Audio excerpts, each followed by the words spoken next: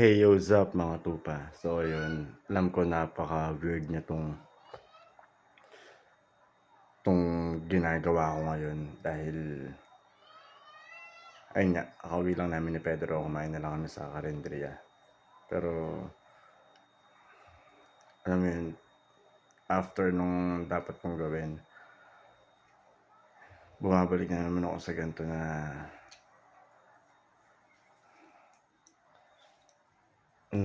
alam mo yun, hindi ko kayang i-absorb lahat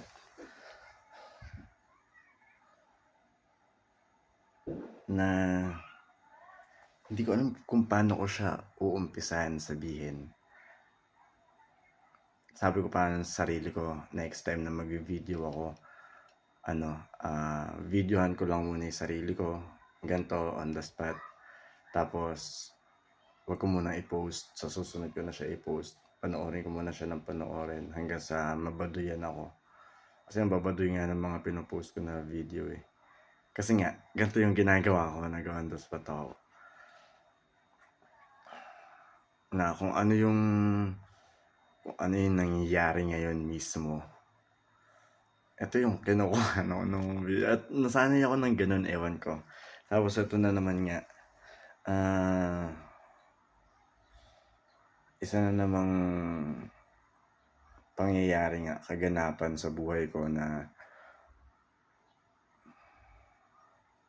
literal na naman na kahayagan para sa akin na pinapakinggan ako sa mga panalangin ko.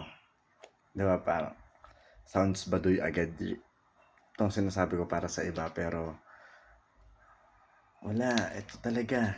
Hindi ko, alam mo yun, OA kung OA, exage kung exage, pero ito yun, naiyak tuloy ako.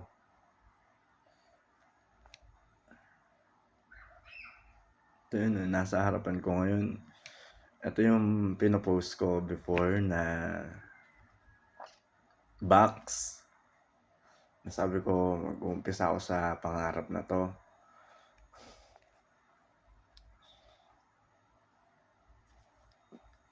Na hindi ko alam na kagabi,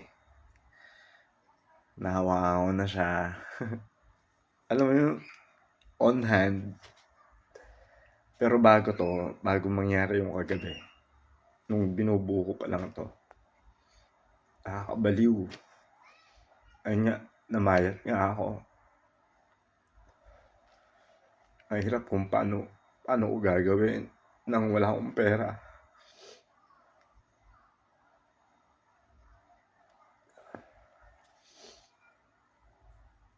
Hindi ko alam saan ako mag-uumpisa.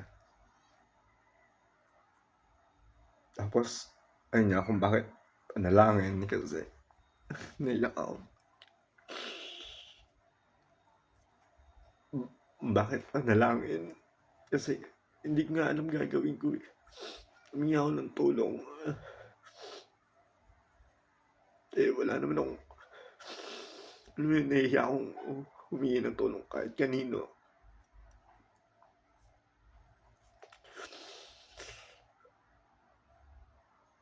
Humingi ako ng tulong. Nalangin ako. Turo sa akin. Pahiramin ako ng makailangan ko. Kasi hindi ko alam kung bakit pumapasok sa isip ko lahat ng mga naiisip ko nun. Kasi ang layo sa linya ko. Sa buong pagkatao, ang layo niya. Ewan ko ba't biglang yun yung pumasok. Hanggang sa nag-go hanggang sa inasahan ko yung sarili ko na kaya ko to. Tapos alam mo nangyari, paganda ng unlimited ganda yung idea ko.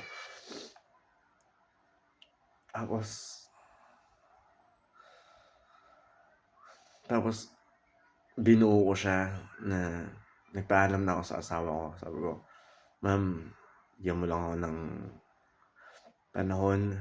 Alam ko naman marami naman akong oras pero iba 'tong ngayon kasi alam mo yun, parang hindi na ako naglalaro sa buhay. Parang kailan ko gagawin, kailan ako mag-uumpisa, kailan lahat. 'Pag may gan'to na, 'pag may ganyan, hindi yun magiging gano'n kung wala akong uumpisahan. Kung paano ko uumpisahan, hindi ko alam mo ngayon, 'to nga on the spot nga, hindi ko alam kung hindi ko na alam kung paano ko siya ikukuwento. Sobrang dami kong pinagdaanan, naiiyak na ako, ayun nga. Sinubukan ko mag-TikTok ulit na gumawa ako ng mga on the spot videos ko. Tas pagka nagla-live ako may nakakapansin na pumapayat nga daw ako. Ano na daw nangyayari sa'kin 'no, payat ko na daw. Parang kung ano-ano na daw nangyayari sa'kin, para na daw ako nababaliw. Pero totoo, nakakabaliw talaga siya. Pero ayun nga, kung saan ko siya naumpisa, alam ko lang nanalangin ako. Tapos hanggang sa ayun nga, sobrang ganda na to the highest level yung naisip ko.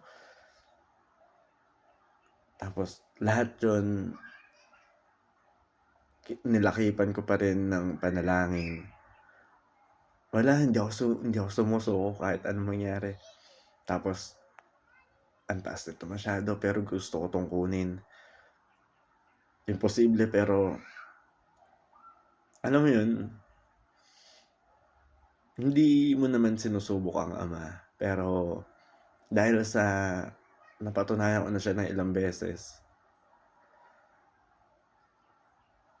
kaya hindi ako sumubok, humingi ulit ako. Kumbaga alam ko na yung ano, alam ko na yung proseso, alam ko na yung gagawin, humingi ka, ta's parang eto nga, may anak ako, parang ganun lang, ama sa anak. May hinihingi sa'kin si Pedro, kaya kong ibigay yun, nang hindi lang ngayon, 'di ba? Mas makisig pa, mas malupit pa. Pero mangyayari lang yun kung matutuwa ako kay Pedro, matutuwa ako sa anak ko. Ngayon, para matuwa ako sa anak ko, magbibigay ako sa kanya ng utos. Titignan ko kung makulit siya o susunod siya.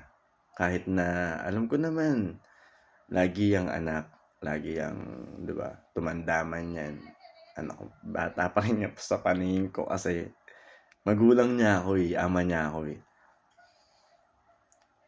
So, ayun, tsaka tao lang siya, nagkakamali, kaya yun nga, yung disiplina sa sarili kailangan. 'Pag nakita ko na si Pedro, bata siya, oo, sige, murang edad, ganyan, lagi naman tayo bata.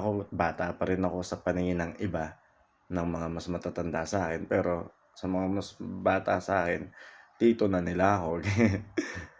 Pero ako lagi, kaya ayun, yun lang yung example ko, na bata pa si Pedro, 'pag nakita ko siya na disiplinado, natutuwa ako sa kanya, 'di ba? Kaya I'm giving him what he deserves. Nag-English na 'no? Hindi, kung ano yung deserve niya, binibigay ko sa kanya, na nagugulat siya na, wow! Tas alam mo, mas natutuwa ako na alam mo yun, napakamurang edad niya, murang kaisipan, murang kamalayan. Tapos out of nowhere, bigla siyang nagte-thank you sa'kin na sobrang sarap sa pakiramdam. "Thank you, Dad." Tas biglang, "Bakit? Para saan ka nagte-thank you?" "Thank you, Dad." Ayun, na parang hindi ko alam kung ano yung ginawa ko nung time na yun, magkatabi lang kami. Tapos bigla siyang yumao na, "Thank you, Dad." Biglang nag-gano sa, ay, yung puso ko tila ako nalulusaw. Sabi ko, kung ang anak, sumusunod sa utos ng tatay niya, 'di ba, natutuwa yung tatay, binibigay, hindi lang yung kahilingan, kung ano pa yung mas naisip na mas malupit, 'di ba? Oo, may tatay ako pero 'di ba, alam natin na ang tao, may hangganan, lahat naman. Pero ang ama, wala, sobrang wala kaya alam mo yun, lagi kang uusigin, ang tawag namin, inuusig ka, parang tinatalo yung kalooban mo na sa other term, naniniwala ka ba talaga, ganyan. Sa term ko naman o namin, sumasampalataya ka ba? Malakas ba ang pananampalataya mo? Ano ba ang mas malakas, pananampalataya o duda, ganyan, alam mo yun? O ikaw aasahan mo yung sarili mo, gano'n. Hindi, alam mo yun, kailangan mong galingan, oo. Kailangan talagang ikaw sa sarili mo, pero hindi mo magawa ko man yun sa sarili ko, hindi ako kumpleto para sa'kin. Dahil kumpleto sa'kin pagka may tulong ng ama. Hindi nga lang tulong yung nangyari sa'kin, sa kanya lahat. Kasi 'di ba, ako sa sarili ko, personal, ako ba 'pag wala ba akong asawa, 'pag wala ba akong anak, 'pag ako lang mag-isa, eto ngayon ako lang mag-isa, sino ba ako pagka lumabas ako? Wala akong kuwenta, wala akong pere, wala akong alam mo yun, may mga kakayahan ako pero alam mo yun, sa sarili ko lang, baka sa sarili ko lang kaya kong buhayin, hirap pa, gano'n. Pero ayun nga, dahil mayroon akong asawa na may trabaho, maginhawa yung pamumuhay ko, kumakain ako ng kung kailan ko gusto, lahat yung kaginhawaan ng buhay. Tapos ayun nga, siyempre kung bakit naman ako nagkaroon ng ganyang asawa, kailangan din talaga ako sa sarili ko, gagalingan ko. In terms of hiningi ko kasi yung asawa ko, 'di ba? Ayun din yun, panalangin din yun. Humingi ako na kumbaga magiging bilang kapalit, susunod ako sa lahat ng utos. Hanggang sa abot ng makakaya ko. Hindi ko sinasabing mababa lang yung kaya ko, pero hangga't kaya ko, lagi tayong nagkakaroon ng kasalanan araw-araw, oras-oras, ganyan. Pero alam mo yung kasalanan na hindi sadya tsaka kasalanan na sadya, ay tackle na lang natin yun sa ibang video. Pero ayun nga, bunga siya ng panata, kung tawagin ko, namin. Bunga ng panata ko yung asawa ko. Dito nag-umpisa sa lahat, sa pag-aasawa, na alam kong imposible. Pero pagka nga humiling ka, nanalangin ka at talagang malakas yung pananampalataya mo, alam mo agad, alam mo yun, huwag kang magduda, nakakaduda siya. Yun yung sinasabi ko kanina na pag-uusig. Hihiling ako ng asawang solid, 'di ba? Sa term ng kumbaga street terms yun, pero sa maayos na salita, paghiling mo, hingi ka ng mabuting asawa, 'di ba? Kahit hindi mo na i-specify kung ano yung ano mo, alam niya na yun, yung ipapanalangin mo nga, alam na niya, isasagawa mo na lang. Yung mangyayari sa'yo, alam na niya. Parang kumbaga, gagawin mo na lang na hindi mo, ayaw mo man, diba, ang weird man, na ayaw kong gawa. Kasi ganun tayo, bilang tao, ayaw natin may nag-uutos sa atin. Hindi ganyan yung mangyayari kasi ganito yung gagawin ko. Pero tadhana nga na ganun yung mangyayari, kaya wala. Ganun. So, imposible siyang mangyari pero hindi. Dahil alam kong meron akong magagawa para maging posible ang imposible. At ayun nga yun, at maraming beses ng pagkakataon sa buhay ko na nangyari yun nang dahil sa panalangin. 'Di ba? Nandiyan yung mga panahon na susubukin ka, tatalunin ka ng dyablo, ganyan. Pero kailangan mong pumalag eh. Kailangan mong lumaban eh. Hanggang sa yun nga, nag-umpisa sa pag-aasawa, di ba? Tapos, may mga nagiging problema kasi meron mga times na kumukulit ako, ganyan. Bilang anak, nagiging makulit na, alam mo yun, ayoko naman, hindi mo nga masasabi na ayaw mo eh, kasi ginawa mo eh. Pero, ayun nangyari, di ba? Sana nagigets nyo yung point. Kung hindi, bahala na basta. I-video ako. So, ayun. Ang galing niya. Tapos, ayun, sumubok din ako eh. Kumulit niya ako eh. Ayun, nakalabit ako.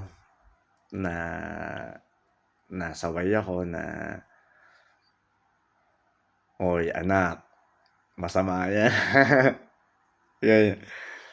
Parang binibigyan din ako ng leksyon, ganyan.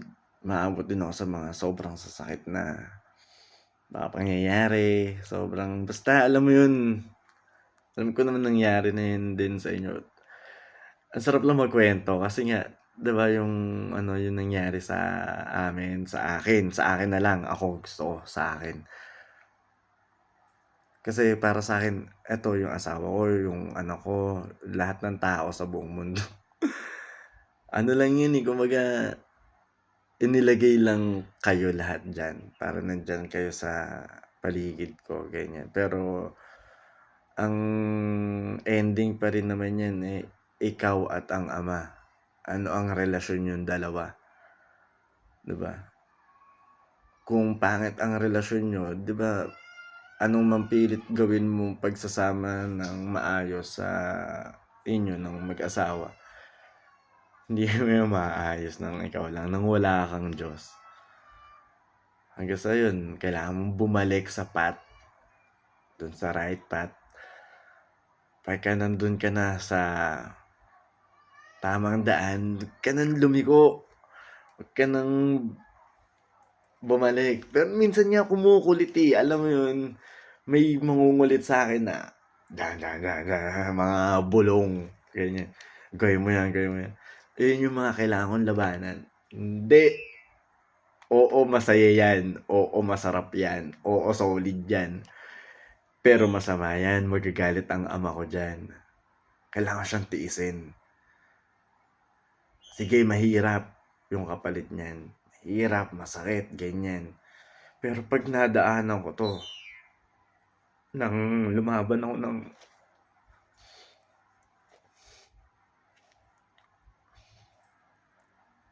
yung kapalit,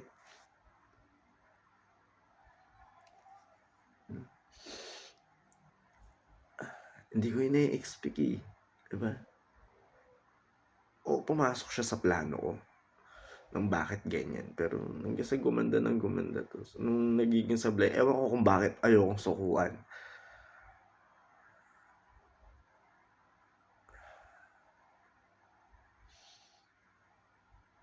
Tapos, 2 days ago, nung sa sobrang dami, kukwento ko lahat sa ibang video na lang kung ano-ano yung, kumbaga step by step, ganyan. Pero ang last, yung huling bangko na paglolonan namin, na huling pag-asa, dinecline kami. Parang dun bumagsak lahat na nanlumo na kami. Hindi para sa atin. Naiyak ako nun. Gusto ko ako lang mag-isa. Naintindihan naman ako ng asawa ko. Pero parang after an hour, pumasok din siya sa kwarto. Maya-maya sumunod si Pedro. lalo na ako naiyak na, "Sorry, hindi ko kaya."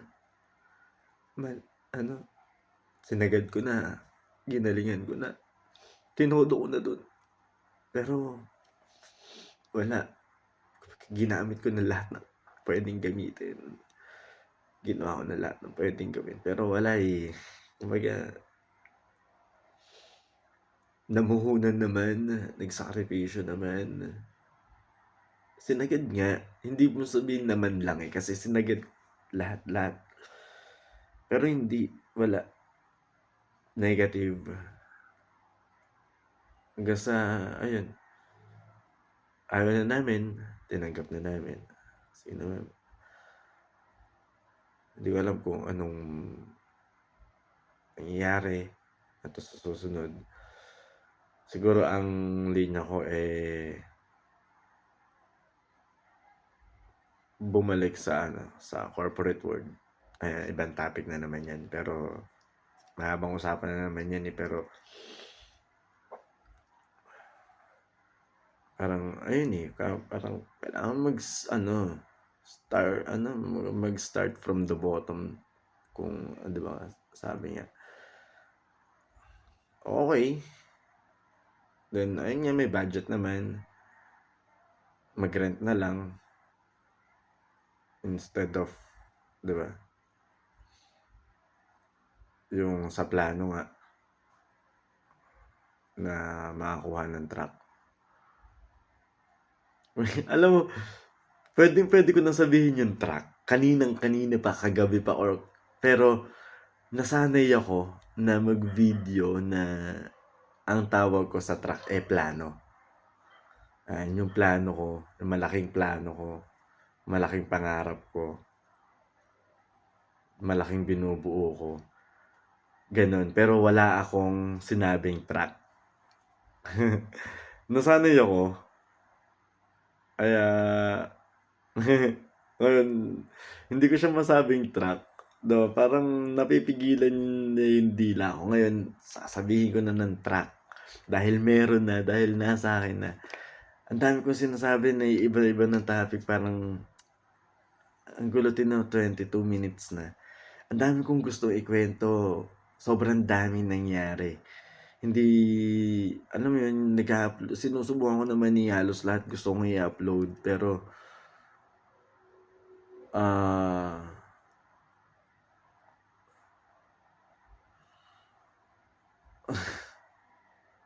hindi ko na, may mga kung kailan pinakaimportanteng bagay, salita, pangyayari, hindi naka-ready ang video, or may mga papasukin na ano, alam mo yun, hindi ako nakapagpaalam agad, or sa guard pa lang hindi na puwede. Tapos, wala, hindi puwedeng i-video yung mga ganitong usapan dahil nga, negosyo siya. Kaya ayun, pero puwede ko na siyang maikwento. Lahat ng lalo gusto kong maikwento yung mga failure. Yung iba dun nakuhanan ko, hindi ko lang siya mai-upload, pero subukan ko i-upload. Sige, kasi nga diyan ang dami. Kumbaga basta, in short, lahat 'to panalangin. Bahala kayo kung anong iisipin niyo sa'kin. Pero hayag na hayag 'to, hayag na hayag sobra. Totoo, totoo ang pagpapanata, totoo ang panalangin, totoo ang pananampalataya. Ayaw niyo maniwala sa'kin, bahala kayo. Basta ako laging ito. Ito yung nga yung life hack ko, Kita-its sa taas.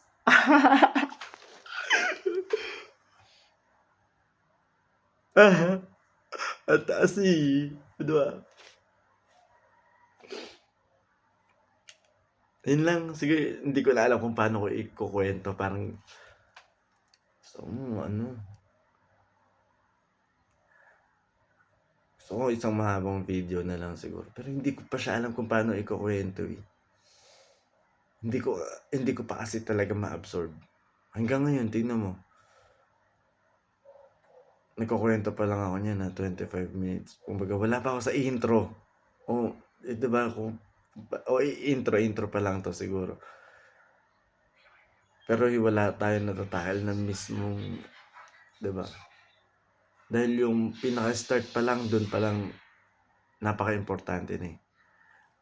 Kung ano man yung pinanggalingan ng lahat, isa lang masasabi ko, panalangin. Panalangin. Tapos, siya na ang bahala, 'di ba? Ang Ama na ang bahala sa lahat. Kung sinong kakasangkapahanin niyang tao, lalagay niya diyan. Wag yan, wag diyan anak, wag ka diyan lumapit. Aalisin ko yan. Yung mga hadlang, aalisin yan. Shh. Dito ka anak, dito ka gumawi. May madadaan na ka dyan medyo lubak, pero after ng lubak na yan, smooth na lahat. Gaganin ka, eh. Diba, parang ako mag-uutos ako kay Pedro. Wag dyan, wag kang umakyat dyan. Wag kang sumampa dyan. Ay, nako. Pag ikaw na mali, lalaga pa ka dyan. Sakit. Pag hindi nakinig sa akin si Pedro, ganun mangyayari, masasaktan siya. Pero kung nakinig siya sa mga salita ko, mga sinabi ko sa kanya, hindi siya masasaktan, mapapabuti pa siya. Bilang anak, ganun. Yun ang life hack para sa akin. At hindi ko siya isisikreto lang. Gusto ko kung paano nabe-bless yung buhay ko, kung paano, gaano ako nabibiyayaan sa mga nakasubaybay talaga sa akin. Alam mo saan ako galing?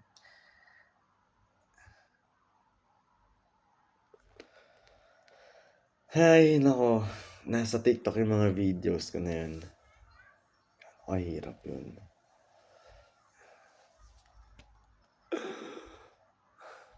Solid. A-upload ko na to.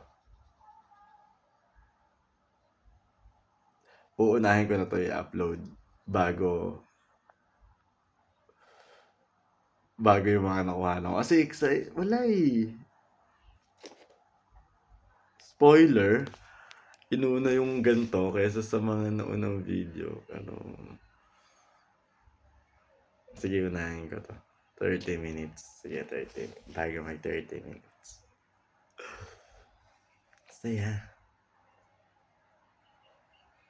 Sayaw. Sobrang sayaw.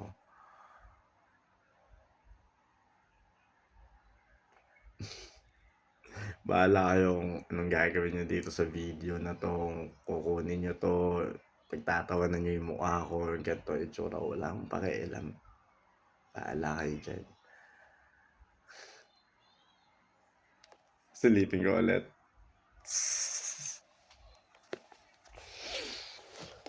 Ay nako, alam mo yun, dapat ang bala ko, papasabikin ko pa kayo sa video, ganyan. Na eto yung muna yung mga, kasi marami akong video nakuhanan, eh. So alam mo yun, ang sasakit niya. Dahil lahat siya failure, as in lahat failure. Sobrang dami nun. Hindi ko mabilang. Ayun, yung mag-ina ko.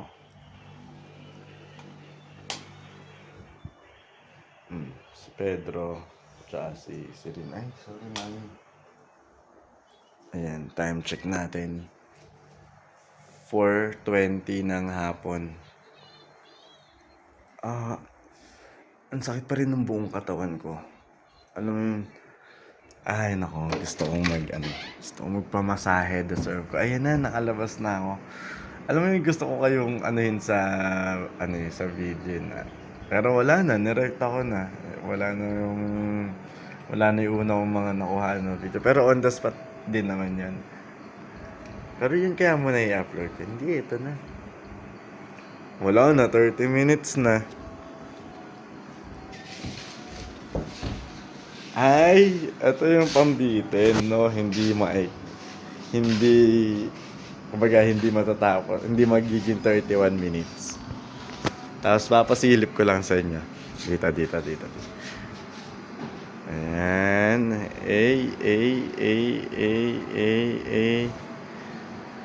Kung ano yung natupad na pangarap ko, sagot yan sa panalangin ko.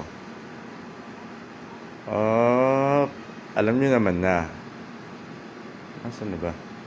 Kung ano nga yun. Tara, ngayon!